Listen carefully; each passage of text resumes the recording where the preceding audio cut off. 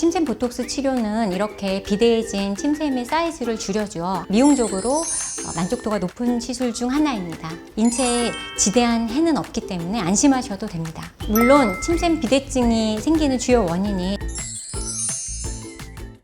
안녕하세요. 신사 닥터스 피부과 전문의 장희선 원장입니다.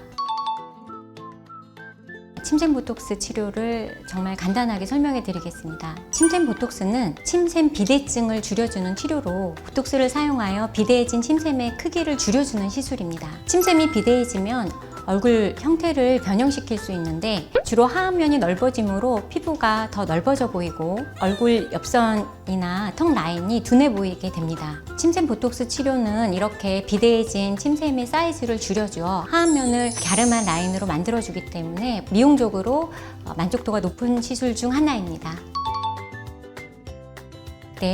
침샘 비대증이 생기는 이유는 간단합니다. 유전이나 다른 질환으로 병발된 특별한 경우를 제외하면 침샘 비대증이 생기는 가장 흔한 후천적인 원인은 잘못된 식습관에 있습니다. 과식이나 야식을 많이 하거나 일종의 섭식장애인 폭식이나 구토하기를 반복하는 경우 침샘 분비가 자극되어 비대증으로 발전할 수 있습니다. 잦은 음주나 흡연도 흔한 원인 중 하나이고요. 침분비는 음식물의 분해나 구강 내의 항균 작용이나 소화 등에 꼭 필요하지만 과잉 자극으로 비대해지면 미용적인 문제를 초래하게 되죠.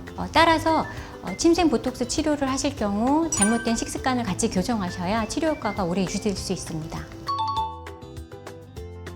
보톡스를 사용하는 것은 동일하지만 치료 부위, 치료 시에 주입하는 위치가 다릅니다. 사각형의 경우 어금니를 꽉 물게 되었을 때 측면으로 두드러지는 근육 볼륨이 치료 대상이라면 침샘은 귀 밑, 턱 밑, 혀 밑, 이 세 부위에 분포하게 되는데 침샘 보톡스의 치료 대상은 주로 귀 밑샘, 그리고 턱 밑샘이 해당됩니다. 사각턱 치료를 받고 효과가 없으셨던 분들의 경우 귀 밑샘 비대증이 동반된 경우가 많습니다. 턱 밑샘은 하악턱의 앵글 앞쪽 방향의 턱 아래 부위에 위치하고 있는데 비대해지는 경우 볼록하게 튀어나오거나 이중턱이 두드러지게 보이게 됩니다.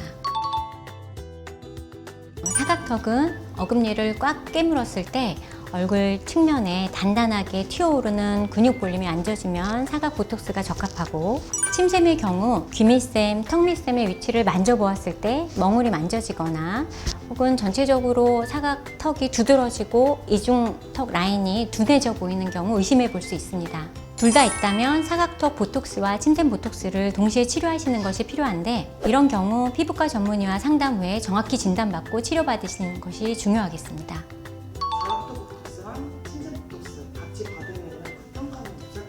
네, 일상생활이 힘들 정도의 큰 불편함은 없습니다. 물론 이제 비대증의 정도에 따라 차이가 있겠지만 대부분 일상생활에 큰 지장을 주지 않는 선에서 양을 조절하여 치료하기 때문에 큰 불편을 호소하시지는 않으십니다. 물론 매우 심한 사각턱이나 침샘 비대증을 치료하는 경우 치료 후 1에서 2주 정도는 평소보다 씹는 힘이 약하다거나 입마름 등의 증상이 있을 수 있지만 음식을 천천히 씹으시거나 물을 자주 드시는 등의 정도로도 해결이 되기 때문에 큰 불편감은 없습니다. 물론 효과 및 부작용을 고려하여 섬세하게 시술하는 면에 있어서 시술자의 숙련도와 경험이 중요하기 때문에 전문가에게 치료받으시는 것이 중요하겠습니다.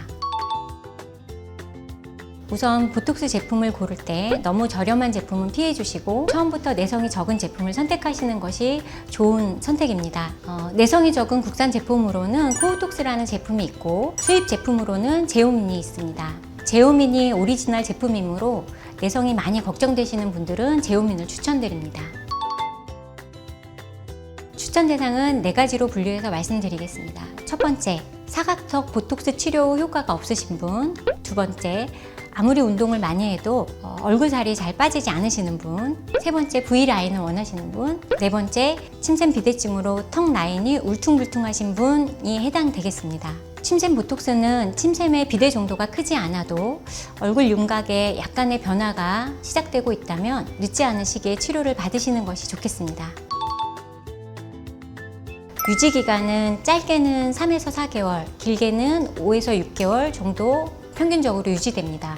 일정 기간이 지나면 보톡스 성분은 체내에서 소실되므로 따라서 효과도 줄어들게 되어 있는데요. 그래서 개선이 필요한 부위에 보톡스 단독 치료보다 레이저 리프팅을 병행 시술하였을 때 유지 기간을 효과적으로 늘릴 수 있습니다. 물론 침샘 비대증이 생기는 주요 원인이 잘못된 식습관에 의한 것이라면 침샘 보톡스 치료와 함께 이러한 식습관을 교정하는 것이 재발을 늦추는 데 도움이 될 수 있습니다. 침샘에 보톡스를 맞으면 침샘이 있는 침과 보톡스를 섞어서 먹는 거 아닐까?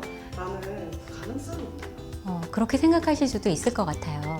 침샘에 주입된 보톡스는 침샘을 분비하는 미세한 근육 단위에 선택적으로 적용이 되므로 침샘의 어떤 세포 단위에서 흡수돼서 분비되는 가능성은 극히 드뭅니다. 앞서 말씀드린 것처럼 입마름 증상에 불편함은 있어도 인체에 지대한 해는 없기 때문에 안심하셔도 됩니다. 오늘은 침샘 보톡스에 대해 소개드렸습니다. 신사 닥터스 피부과 전문의 장희선 원장이었습니다. 감사합니다.